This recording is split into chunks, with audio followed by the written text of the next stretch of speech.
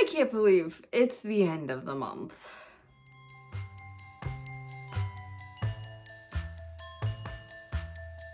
Hey, you guys, it's the end. It's the end of April. This month did not go according to plan. And so this video is a little different because I was filming myself when I was making these super long socks. And so the clips in this video will actually just be me knitting throughout the month on these socks.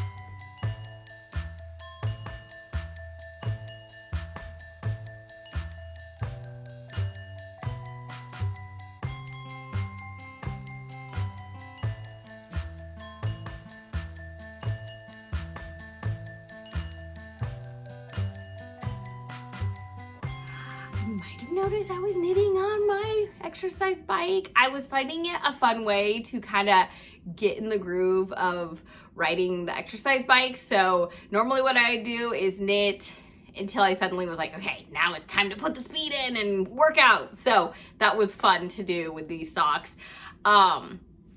So my goodness, these things, like, do you see, like, boop, they're like two of my heads. They were super fun. There were times when it was just like, ooh, this is just a fun. I don't have to think about like ending it. I'm just gonna keep knitting and knitting and knitting. And then there'd be times where I was like pulling out my ruler and being like, are you there yet? Felt like a little kid on the car ride. Are you there yet? Are we there yet? So I think that knee-high socks are fun. And if you haven't made them, you should give them a try. If you want to try out the specific pattern, they're one of Marta's patterns. You can go check her out on Instagram, and from Instagram you can find all her patterns. So she's also the same one who made the tulip socks that I made very recently that you've probably seen in one of my videos. And Marta just makes such wonderful, wonderful patterns. Okay, let's keep knitting.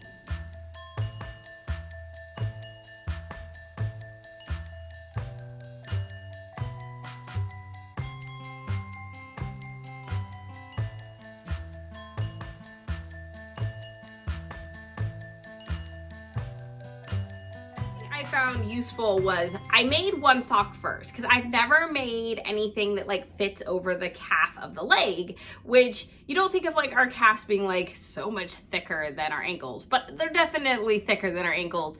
And so I was like, I'm gonna make one and then just make sure that they fit my daughter before I made a second one. And in doing that, I also was able to, I took them out at this point because she's actually worn them at this point. I was able to, I use stitch markers to kind of keep track of my row count. Normally, I actually just have a little book that I just like do tally marks if I need to remind myself. But with it being so long, I kind of felt like that might get, it would have worked. I could have done it that way, but I just felt like it was a simpler way of just being like, okay, every so many rounds, you decrease. So I was like, okay, every time I hit the decrease row, I put a stitch marker in. And so that helped me know that when I made this sock, that like, okay, there's this many stitch markers. So that's how many I decreased to. And then, yeah, that was something that I found helpful. And I don't know, like, it's weird. It's weird how like the flow of knitting, it's like either you're on a knitting flow and you're like, I don't want to stop to tally mark. And I know I'm like, I still had to stop to pin it, but for some reason it seemed easier to just like put it in there and keep on knitting. So yeah, anyway, that was my little like help when I was making these.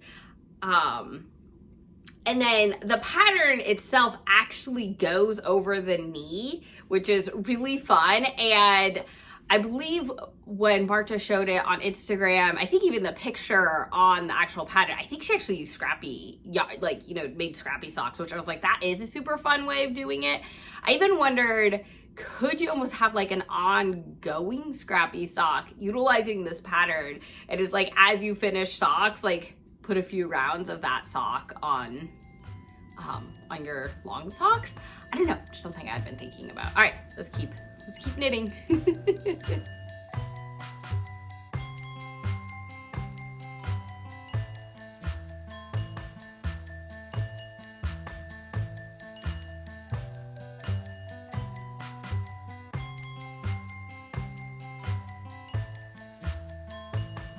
So altogether, very enjoyable knit. There were definitely times where I was like, okay, I'm ready for these to be done.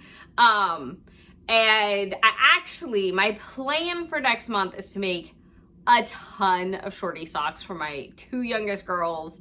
They just need more socks. And also we switched shoes. So now they're not wearing like their winter boots. They switched to like regular tennis shoes. And so the spiral socks are fine with them, but I feel like shorty socks would be a little more practical for this time of year.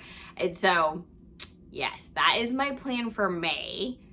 Just so everyone knows, that's the plan. I'm planning on making up a bunch of shorty socks. I'm super excited because they keep asking me about them.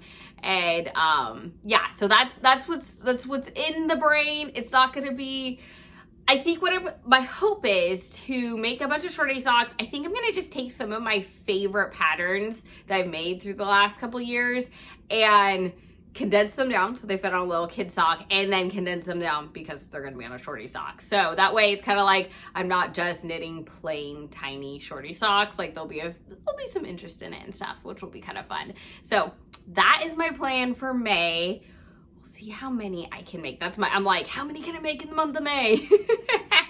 So anyway, so I'm going from these to like a bunch of shorty socks.